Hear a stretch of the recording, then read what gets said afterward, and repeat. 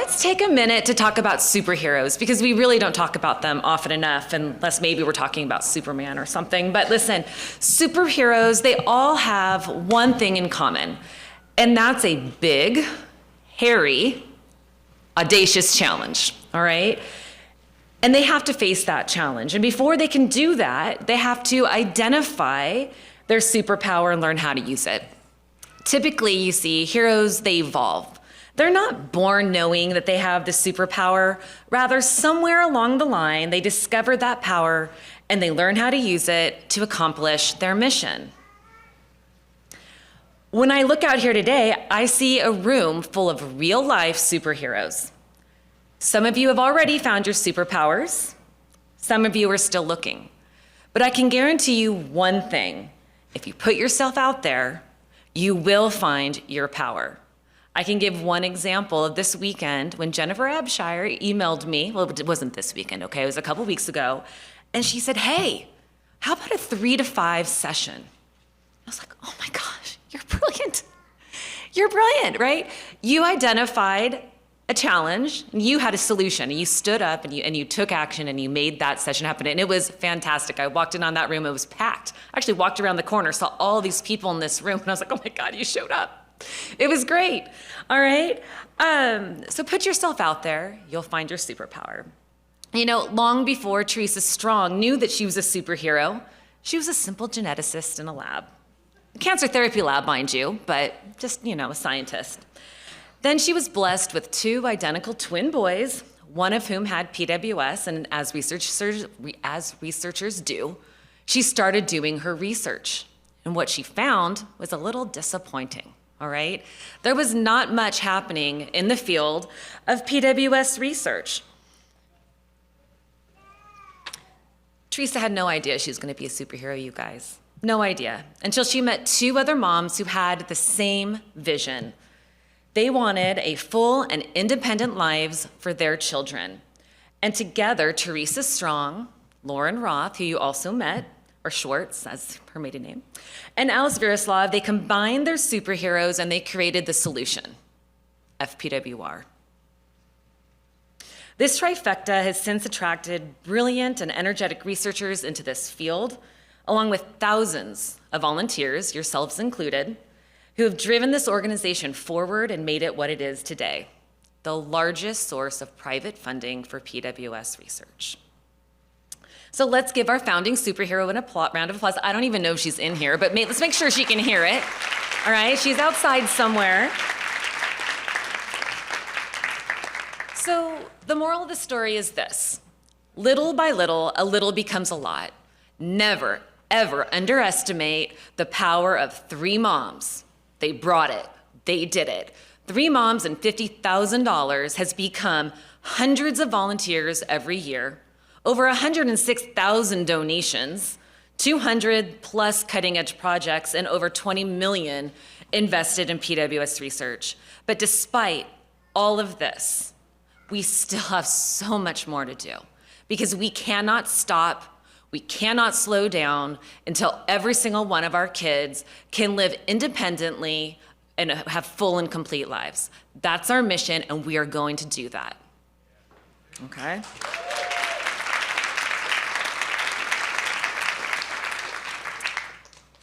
So how can we use our superpowers, right? We already talked today about 5 different trial opportunities that you can participate in. Maybe you're eligible. Maybe you're not quite there. Maybe you want to participate, but your child is not old enough. That's great. Keep learning about those trials and help educate other community members so that we can keep getting these trials filled. We've also spent a lot of time this weekend talking about the registry. Okay, that's something that every person in this room can do. Spend a few minutes of your time, get in there, add your value to that registry. And finally, last but not least, fundraising for research. So let's take just a few minutes to talk about this, all right? There's 1,000 different ideas on this slide of things that everyone in this room can do, but there's also people in this room who are doing these things. I'd much rather hear from them because my voice is sore. I've been talking too much today. So maybe we could hear from some people in the audience. audience, in our community, in our family here, who have done some fundraising on their own. What ideas have you had or have you shared that you have found? What's your story? Renee, I see you in the back. And Brent? Come on up. Or do I need to run a microphone to you? Come on up. Don't leave me up here by myself. And I want to hear from all of you. If I have to call on each and every one of you, I will. So get ready to get up to the mic. Where are you? I thought you were by me. So, fundraising. I just remember being at my, is it not low enough? Being at our first conference. Peyton was probably 1.5, and it was Dr. Sergio Verislav that spoke to the group during this session, and he gave us a quote that actually I wear on my wrist, and it's by Sydney Smith, and it says, "The greatest of all mistakes is to do nothing if you can only do little. Do what you can." And I thought, wow, that is how we have to move forward, because it's scary. I think about fundraising, and I was like, I don't know. Can we host a walk? I don't know. Can we do that? We attended from there our first walk. We started our own fundraising page. And then we decided we're going to host our own walk in our community, and that has since turned into hosting a golf tournament and dinner event. And that was actually Brent's idea. My friends turned it into a gala dinner at night. But I feel like I never would have, had I wanted to do a golf tournament starting out, I never would have started off so big. But just doing what I could encouraged me to keep doing even more, because I found that my friends wanted to do something for us, and that was a way that they could contribute and help Peyton. So, each year I do think like, wow, are we gonna do the golf tournament again? It is a lot of work. The foundation is so supportive. I couldn't do it without Jackie, she's amazing, and Rachel. But at the end of the day, I think, what are my dreams for Peyton? Like, where do I want her to be in her life? And I think, what gets her there? Well, research. And how can we make more research possible from fundraising? So all of us in this room can make such a huge impact. This foundation has grown so much in the 10 years that we've been here. And I feel like, wow, what is it going to be in 10 more years? How much money are we going to have invested in research? We are so close to having something, a therapeutic for our kids. Peyton was a part of carbetocin, and that was devastating, but there is more. I mean, there is so much available. So I just encourage you guys to take that step, and it'll encourage you to just keep doing it year after year. And your friends will be saying, no, we're absolutely doing the golf tournament. We're absolutely doing this. And year after year, it will grow, multiply. And so that has been our journey, and Brent rocks the golf tournament. So. And their friends bring it. They're so amazing. Thank you so much, Renee. I'm going to come to you in a minute. Here, Lindsay. Tell us what you do. Hi, I'm Lindsay. I had baby hands last night. I'm from Central Illinois. We live in a very rural community, but we live in a very giving community. There are a lot of people who fundraise in our area. So I just kind of got this idea, like, what's something that's different and new? And a friend of ours opened a winery, and I'm like, oh yeah, I'd love to go to a winery and just chill and taste wine and listen to some live music and have some food and silent auction stuff. So that's the type of fundraiser that we started. We started it when our son Elliot was 2 years old. He's getting ready to turn 8, and we just held our 5th in-person fundraiser.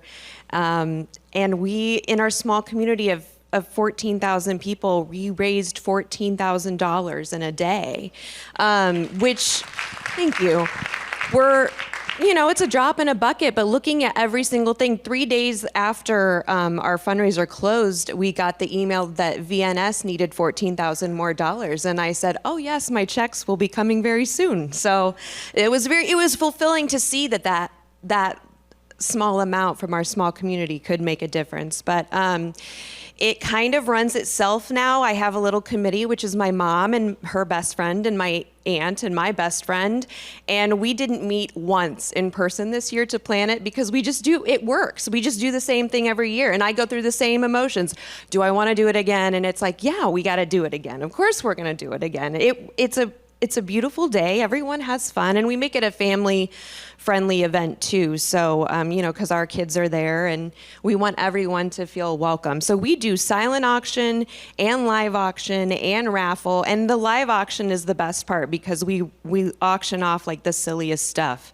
So we're in Illinois, and we can't get Spotted Cow and New Glarus beer because it's in Wisconsin. So my sister, who lives in Wisconsin, will drive it down and we'll auction off a case of beer for like $300, which is crazy. So it's just become part of the yearly routine. People are expecting it now. We do a shirt fundraiser along with it every year. I have an artist friend here in Chicago who designs a new Live Life Full design every year for us. So because of supply chain issues, we have them printed locally too at our local mom and pop screen printer. But because of supply chain issues, I haven't been able to offer them online. So hopefully soon we can open that up. But yeah, it's just, what kind of a fundraiser do I want to attend? What kind of a day do I want to have? What would I want to go to myself? And we just go for it. But Lindsay, thank you so much. And thank you for doing this year after year, right? It's a wonderful activity. I want to go. I think it'll be a lot of fun. Come on down. Right? Brian, I thought I saw you up here earlier. Hey everybody, I'm Brian Carucci. I'm dad to a young girl, Caroline, 18 months with PWS. I'm not an event guy. I don't have that in me. I have all the respect in the world for you guys, but I'm like a finance guy, so I'm like useless. What my wife and I do is just a simple fundraiser each month during Prader-Willi Awareness Month. And we just put it out on Facebook, on Instagram. I put it out on my LinkedIn. That's one of my annual posts on LinkedIn. And we've had some good response. And the craziest thing has been, we like to be able to share our life with our friends and family. But the craziest thing has been the generosity of people as you get through connections of connections and perfect strangers that donate in.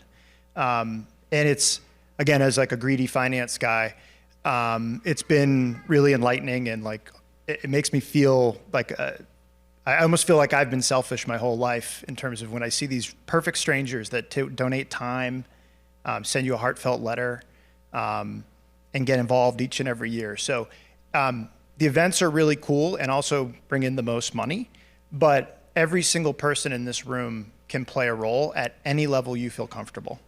And so don't get scared. Don't think that it has to be a major event. I mean, literally every single dollar helps all of us in this community move forward. So take it from a finance guy that has no real skills. So there you go. I'm Julie Fogy, and this is going to be the 8th year that we're doing Harvesting Hope as a race. So that was something, it was sort of the brainchild of Rachel Fisher, who so many of you know. And we met in Denver, and the very first time I met her, she told me about this idea to do a Thanksgiving Day turkey trot. And she's an avid runner. I am not, but I kind of signed on that night, and we spent a whole day every week just kind of figuring out step by step. We had to invent the wheel in Denver because we didn't know what we were doing. But FPWR, again, just stepped in and helped us. And we had, despite freezing temperatures, a lot of people in the community come out. And what was neat is it wasn't just about raising money, which was really important to us, but neither of us had heard of PWS until our own child got this diagnosis. So knowing that we were going to raise them in a neighborhood that had heard of it, even if just it's like, oh, that's the thing for the turkey trot, because everyone loves to go to a turkey trot. That was really fun. That was super meaningful for us. And she continues the event. I now live in Alaska, so I'm very excited that FPWR has launched the Harvesting Hope platform virtually, because it makes it super easy, and literally it's something every single one of you can do in 5 minutes. Set up a page, and it's been so fun. Yeah. Yeah. Yes. Natalie's making me talk about our walk. Natalie Brenneman and Sarah Peden and we host a walk right outside of Indianapolis. And I was so scared to ask all my other like stay-at-home mom friends to like, do you want to like come to the park and walk and also give us some money? And it just sounded so scary. And Sarah was like, you can do it. Let's have it in Indianapolis. And Sarah's really hard to say no to. So I was like, okay. And now we just had our 6th walk, and our friends look forward to it. Our community looks forward to it. What they said earlier about your friends want to help. And it's one of those things where it's like, this is so hard and this is so medical and complex, and I know you want to help, but I literally can't think of anything you can do. And then you give them this opportunity and they're like, I will show up and I will schlep tables and I will get silent auctions. And they want things to do, and it keeps them involved in your life as well. And like you said about Denver, no one in our community knew what it was either. So when you host a walk and you say what it's for, and then before you know it, that knowledge leads to more knowledge, and before you know it, your whole community is surrounded, and they're invested in your life. And we'll have people just stop us and ask us, like, what did our money go to this time? And knowing, I mean, this is our 6th walk, so knowing these trials, like, our people did that. That money went to an actual trial, and when we first started, there were no trials. So it works. Your friends want to give you money, I promise.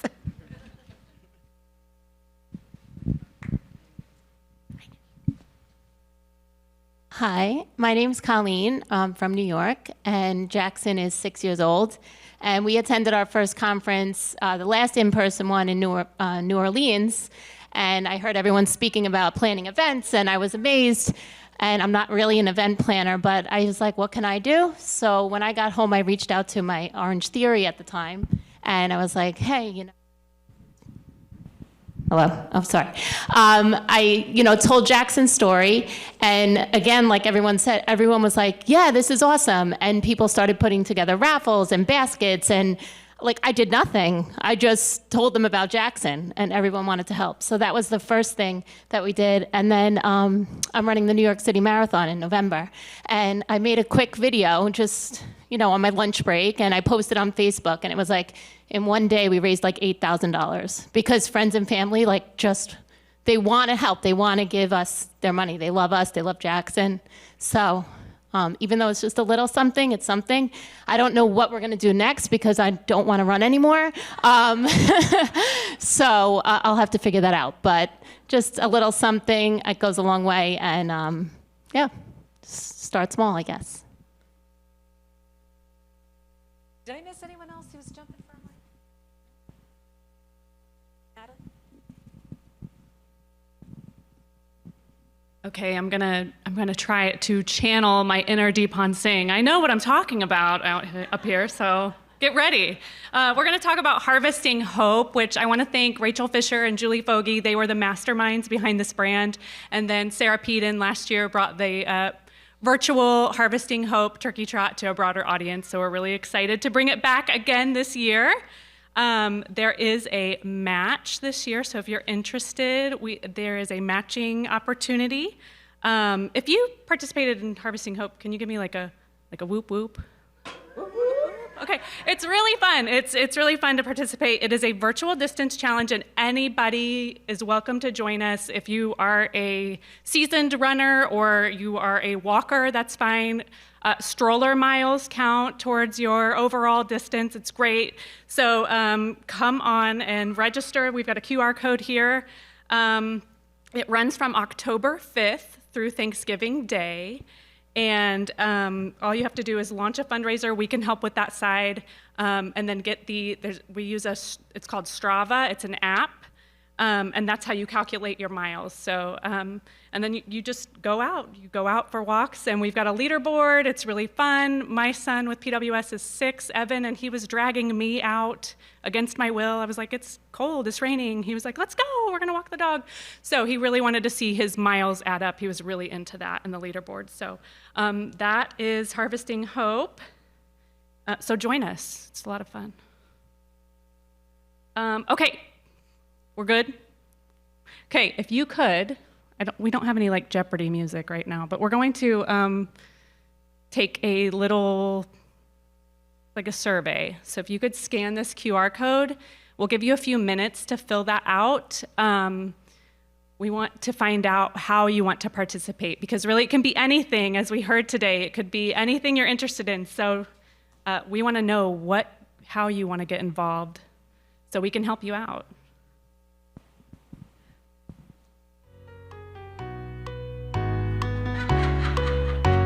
Thank you. Oh, Sarah. Hey, yeah, I have one more thing we didn't add to this, but so I help with the Community Leadership Committee, and a lot of times we rely on these committee members to sort of help get the word out about different things that FPWR is doing, ways that people can get involved, new clinical trials that are coming out. We only have one conference a year, and so it's really helpful to still be connecting with people throughout the year. So if you are interested, if you like to stay involved, if you'd like to be helpful, we have a few people in the room here who are on the community leadership team, and I think that they could say, like, it's low commitment as far as your time and energy, but it's really helpful, especially if you're on social media channels. So like with Facebook, we have the Love Bugs group, the Caterpillars group, the Butterflies group. We have a group for each age group, and it's really helpful to have people from within the community help moderate and lead discussions in those groups, especially just to get news out about what's going on in the community. So if that is something that you would find interesting or something that you might have time for, please find me. You can find me on Facebook. You can find me here. I'll be at the gala, and just let me know. We're always interested in having more people involved, and it's just a great way to stay connected to the community throughout the year, also between these conferences.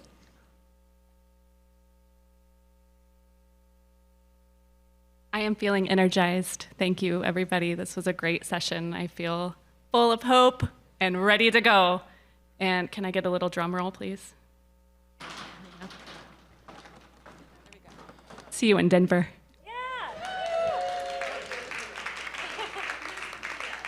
You didn't get yesterday.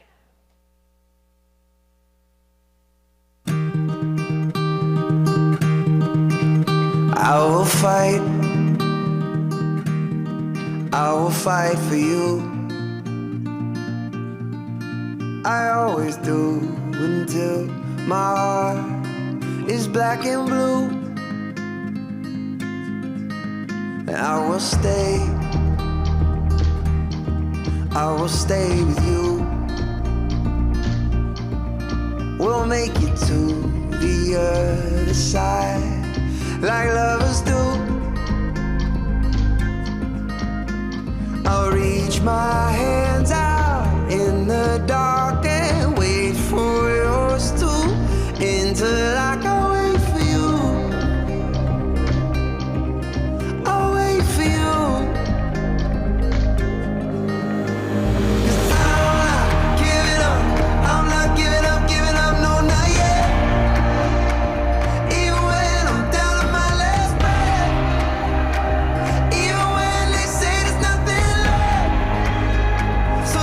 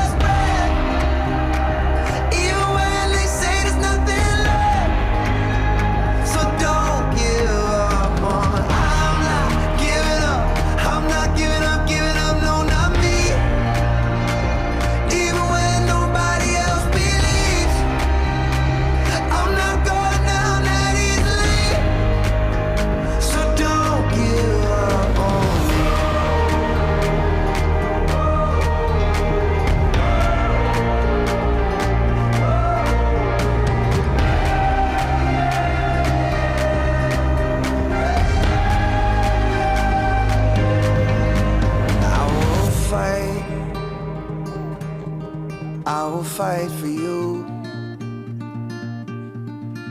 I always do until my heart is black and blue. See you all next year.